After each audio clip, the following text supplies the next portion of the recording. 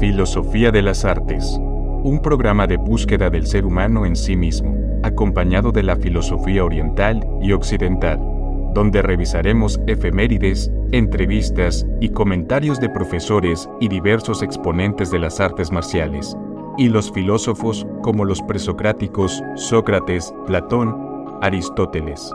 Filosofía de las Artes, con Didier Gómez Trujillo. Comenzamos. ¿Qué tal, amigas y amigos radioescuchas? Bienvenidos a Filosofía de las Artes. Mi nombre es Didier Gómez y hoy hablaremos de lo que podríamos denominar prefilosofía.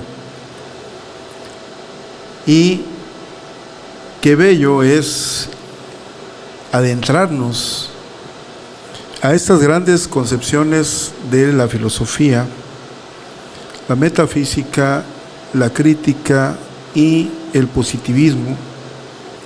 En esta concepción metafísica que mencionaba, desde la antigüedad hasta la Edad Media y desde la Edad Moderna hasta la contemporánea. Y es que en este primer periodo, desde el siglo VI antes de Cristo y en Grecia, hasta concluir con el Renacimiento y luego iniciar con los tiempos modernos. En esto que diríamos sería la caída de Constantinopla y que va a abarcar el segundo periodo de esta concepción, va a abarcar los siglos XVI a los siglos XVIII y luego la edad contemporánea en la cual nos encontramos hasta hoy. Y es que para la metafísica el saber más pleno era la filosofía, la sabiduría humana, la ciencia de la verdad, la universal que abarca todo y ninguna realidad le era ajena. Y es que antes se creía que el conocimiento dependía de la realidad. Podríamos decir que la metafísica no rechazaba las aportaciones de las otras concepciones, reconoce el valor de las ciencias experimentales, pero las distingue de lo que es la filosofía, porque la metafísica se ocupa de investigar a la naturaleza, estructura y principios fundamentales de la realidad en general, y esto incluye clarificar e investigar las nociones fundamentales con las que entendemos al mundo, es decir, el ser, la entidad, la existencia, el objeto, la propiedad, la relación, la causalidad, el tiempo y el espacio. Y es que antes de que apareciera la ciencia moderna, muchos de los problemas que hoy pertenecen a las ciencias naturales eran estudiados por la metafísica bajo el título de filosofía occidental. La ontología, esta parte de la metafísica que se ocupa de investigar cuáles entidades existen y cuáles no, más allá de las apariencias, y Aristóteles, este gran filósofo, discípulo de Platón, designa a la metafísica como la primera filosofía.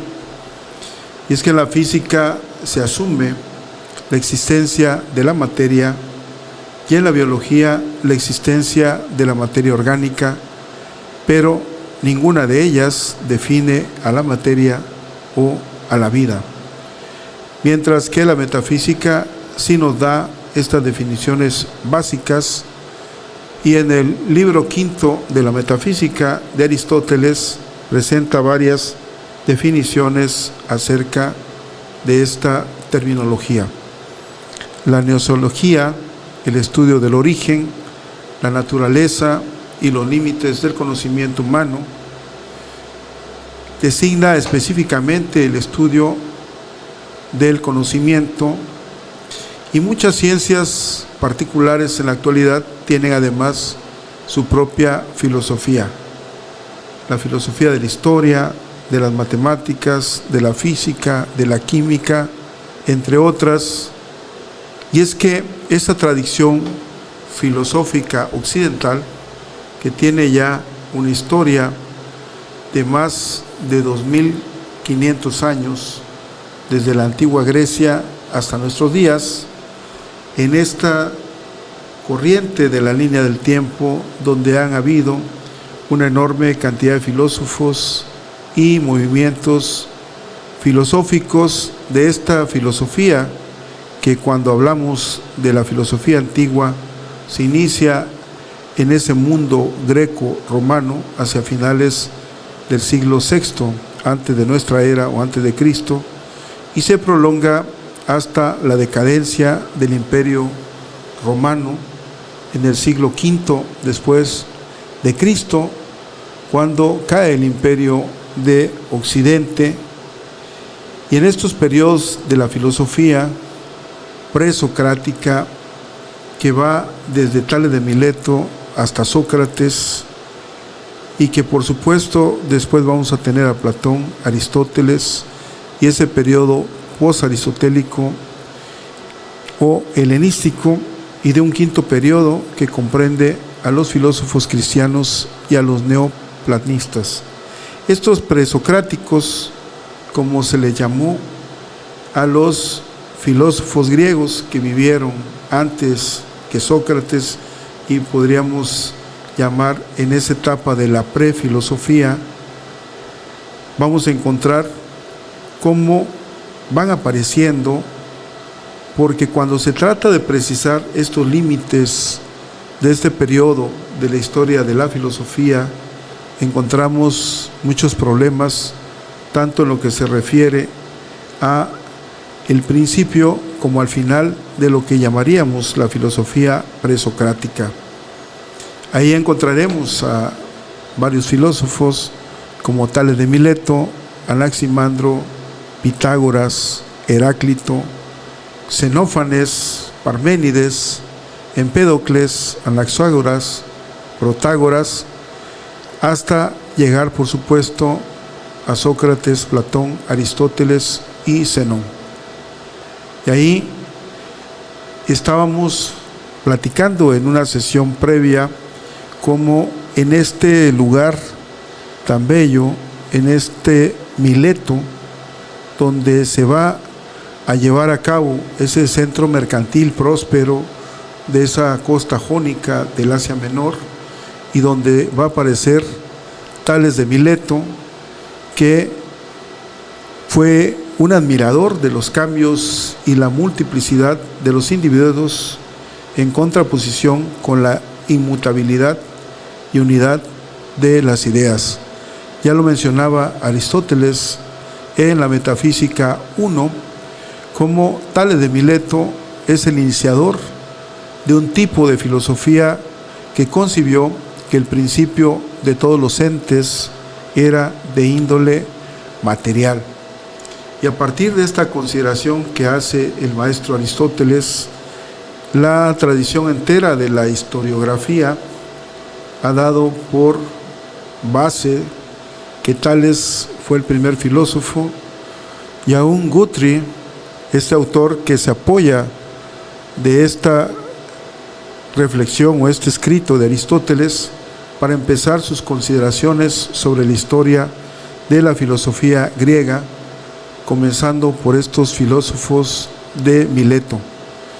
Y este origen de esa investigación, de esta pesquisa, ha sido explicado de diferentes maneras por la filología y la filosofía contemporánea, donde John Burdett expresa esa opinión común de principios del siglo XX, que la filosofía, como una epifanía de la razón, al decir que en los pensadores jonios el logos se libera de golpe, de las concepciones míticas imperantes, y esto se debería sobre todo a una excepcional cualidad de inteligencia y espíritu de observación de lo que era en ese tiempo el hombre griego o el hombre helénico. Y a partir de esta discontinuidad que vamos a encontrar radical, que supone el advenimiento de Logos, la ciencia occidental no ha tenido más que seguir esa vía marcada por estos filósofos jónicos, es decir, que la filosofía habría surgido como producto de la genialidad griega, sin conexión alguna con ese contexto histórico y cultural de la época, ni mucho menos con otras tradiciones culturales. Esta manera de entender el inicio del pensamiento filosófico va a encontrar eco en otro autor, Bruno Snell, aun cuando él sigue con una perspectiva más histórica. Y es que ¿cuál era el sustrato de estos filósofos cosmólogos? ¿Cuál era el sustrato permanente de todas las cosas? De tales, como ya mencionamos, de lo que nos dice Aristóteles, Tales de Mileto cree encontrar el primer principio en el agua, y para esto se basa en que las tierras están sobre las aguas, y sabiendo que sin el agua no podía haber vida y que el agua es el límite de la tierra, y cómo se explica el mundo a través de esa corriente materialista y la idealista, como además siendo un mercader, un astrónomo, un físico matemático y un estudioso de la naturaleza, se dedica a estudiar esos tres estados del agua que viene del cielo, que hace brotar a las plantas, que son alimento de los animales, que la encontramos bajo tierra, que puede transformarse en sólida, gaseosa, y que es el arjé o el principio de todas las cosas. Un importante sabio que nos lega muchas frases que todavía se continúan repitiendo. Mencioné algunas de las más importantes, como el no trabajes para ser bello de rostro, sé más bien bello de obra, o sea tu oráculo la mesura, no creas a todos, y al gobernar, gobiérnate primero a ti mismo. Y cuando continuamos viendo esta trayectoria de estos filósofos, aparece otro, también nativo de Mileto, Anaximandro, que dice que el principio o fondo común de todas las cosas, siendo su maestro Tales de Mileto, dice, no es el agua, sino una sustancia indeterminada, invisible y amorfa, de donde todas las cosas provienen.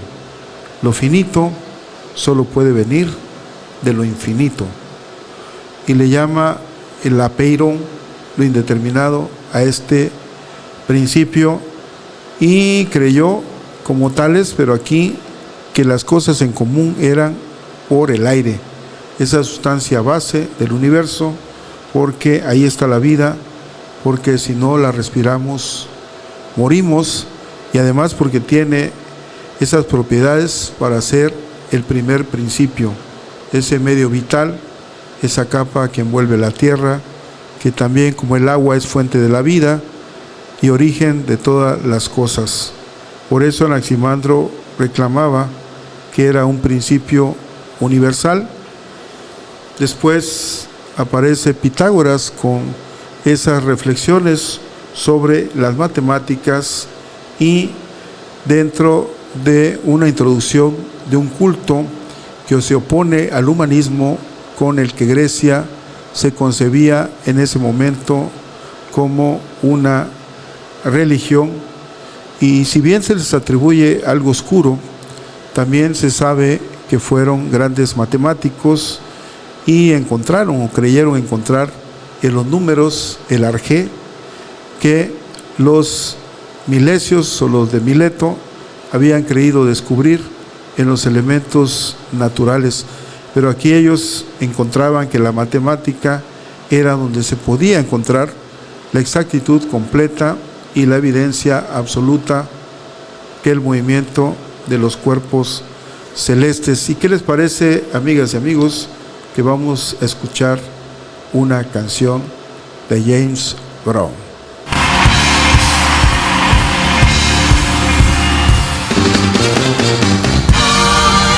Big strong deep. One more time. Take it up, Keith. I feel good. I feel good. You think I would, y'all? I feel good. I know that I would. So good. So good. So good. So good. I got it. I feel nice. I feel nice. Sugar and spice. I feel nice. I feel nice. Sugar and spice. All right. So good. So good. So nice. So I got you. Get funky. All right. I wanna ride. No, get my arm. I can't go wrong. No, get my arm. Love can't do me wrong. I feel good. I feel good. I feel I would.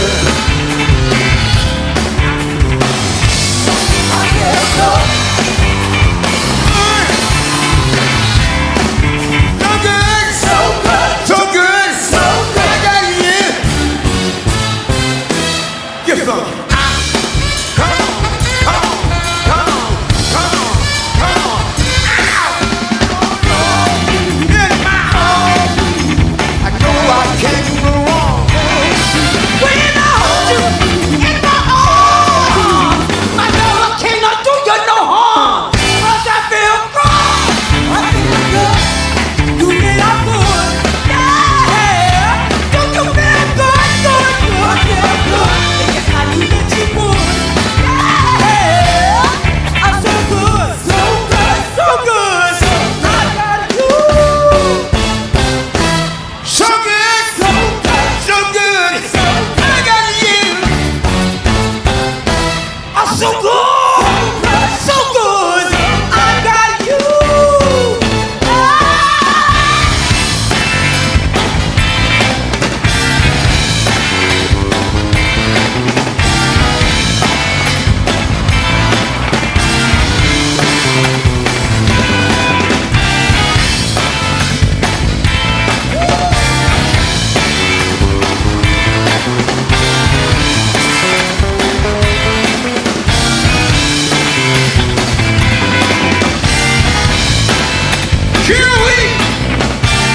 Killer weed, dynamite. Every president was out of sight. Jimmy hit it, but dynamite.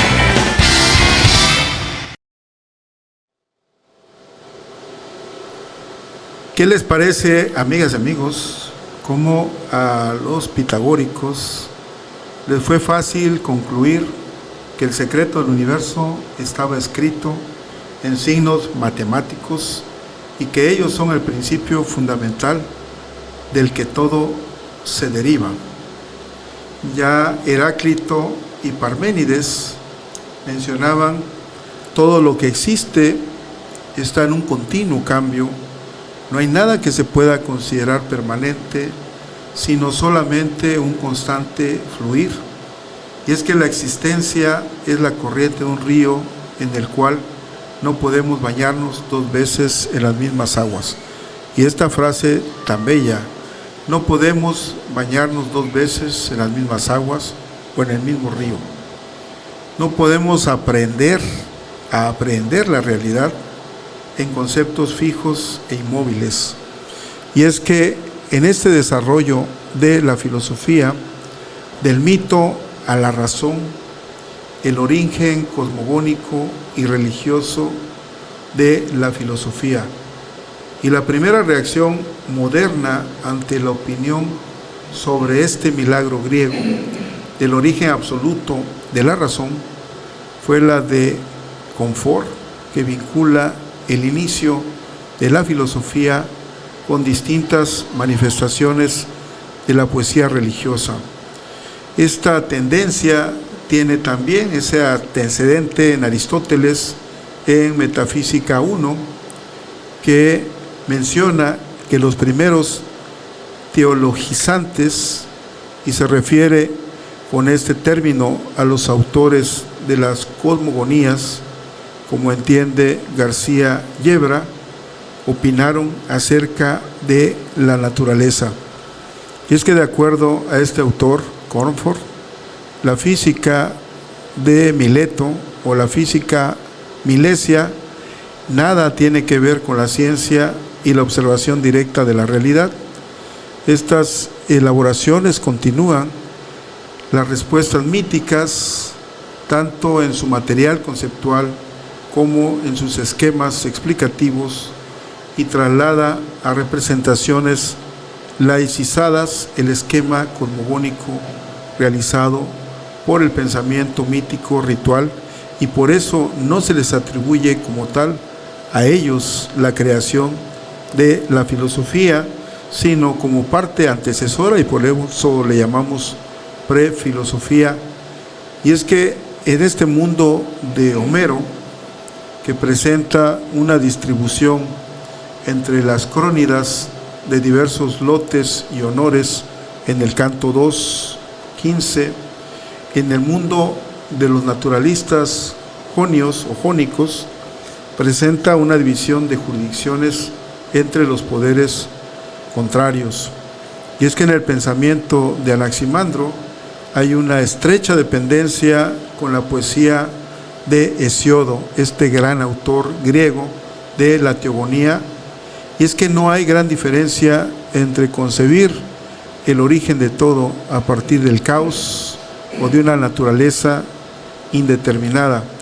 Y es que es a partir de este origen indiferenciado que la cosmogonía hesiódica hace nacer parejas divinas que, interactuando, terminan por formar la estirpe de los dioses olímpicos en los que se fundamenta el orden del mundo.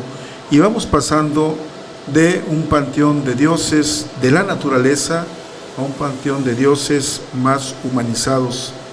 Para esta cosmología jonia, estos contrarios ya no son divinidades personales como Urano y Gea, sino naturalezas como lo cálido y lo frío, lo húmedo y lo seco, que en su interacción dan forma a ese cosmos cíclico.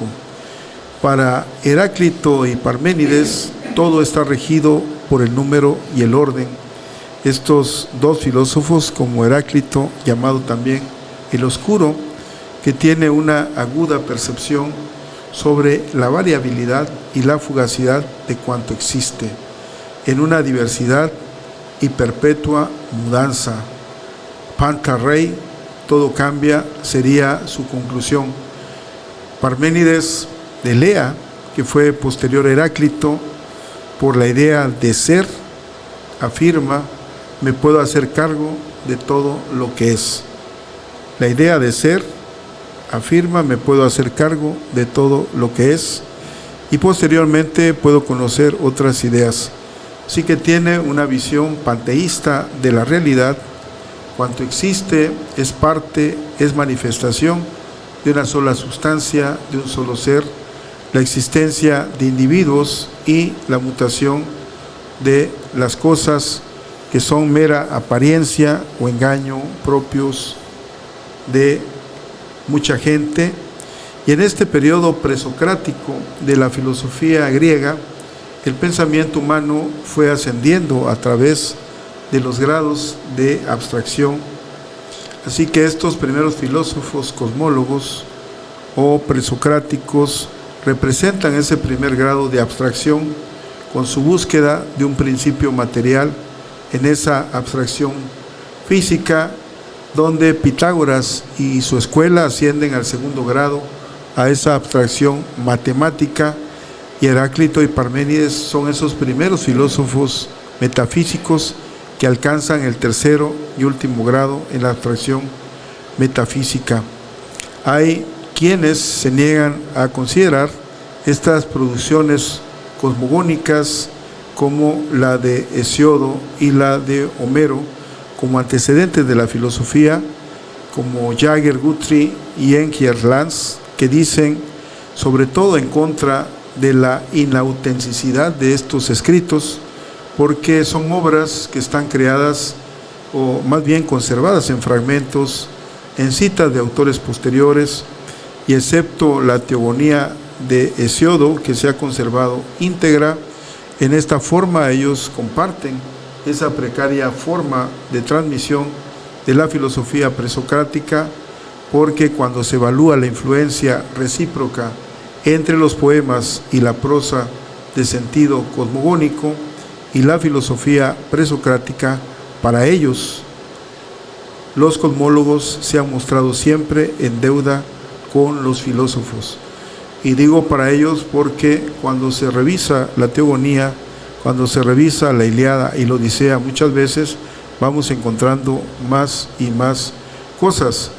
Y aquí Epimenides está influido por Anaxímenes, y la teogonía rapsódica de Orfeo está en deuda con Ferécides, Heráclito, Parménides y Empédocles. Por eso se ha podido determinar que las cosmogonías órficas no son anteriores al siglo VI a.C., incluso podríamos decir que algunas son posteriores a Sócrates. Y ya posteriormente hablaremos un poco sobre los términos heleno y griego, esos términos que son intercambiables, y aunque en la mitología ya se poseía un personaje epónimo propiamente de Grecia llamado Greco, es importante que cuando estamos hablando de estos extraordinarios prefilósofos podamos saber por qué se les llamaba helenos. Y así, amigas y amigos, nos seguiremos viendo en otro programa de Filosofía de las Artes. Se despide de ustedes Didier Gómez Trujillo. Nos vemos y no se olviden de sonreír. Filosofía de las Artes, un programa de búsqueda del ser humano en sí mismo, acompañado de la filosofía oriental y occidental, donde revisaremos efemérides, entrevistas y comentarios de profesores y diversos exponentes de las artes marciales, y los filósofos como los presocráticos Sócrates, Platón, Aristóteles. Filosofía de las Artes, con Didier Gómez Trujillo. Comenzamos.